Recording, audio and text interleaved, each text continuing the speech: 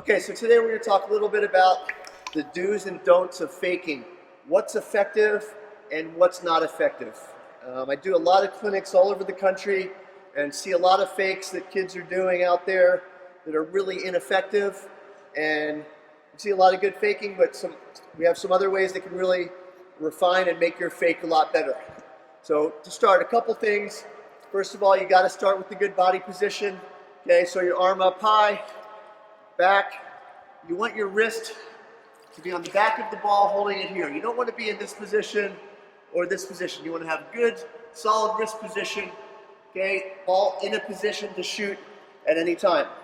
Next thing, you don't want to do a fake where you're pushing the ball up to the ceiling and just moving it for no reason. Okay, just moving the ball for no reason isn't going to get the goalie to jump. You can think of yourself as the goalie. This doesn't really make you think a shot coming.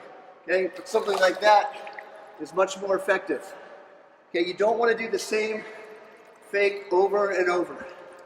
Okay, a lot of people will be in a lower position, faking, and then when they shoot, they change, they get up high. So you got to mix up your faking.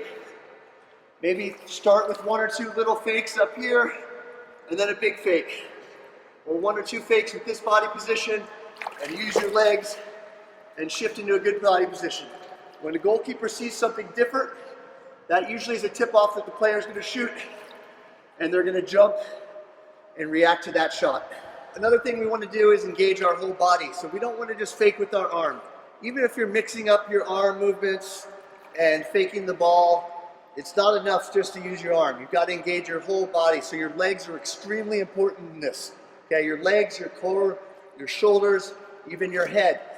Okay, so I'm on my legs, driving my legs, and as I'm faking, I'm going to do some big leg movements and really move around, and that's what's really going to get the goalie to jump.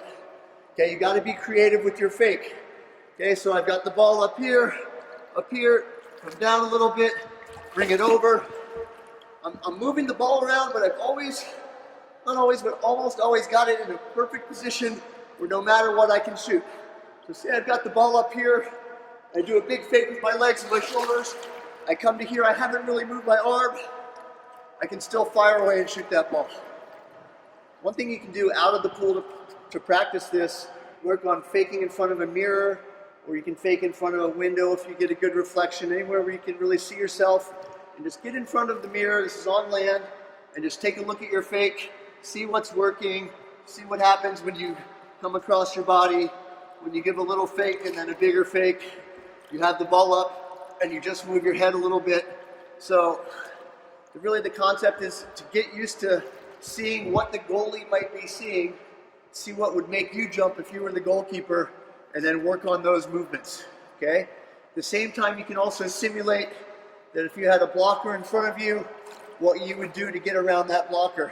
So if I would maybe lean my body this way a little bit, and then bring my arm back around my head, or if I'm going to try and beat the arm below, then I'd have to rise up a little bit first, and then come down, really taking what you need to work on in the game, simulating it and practicing it on land.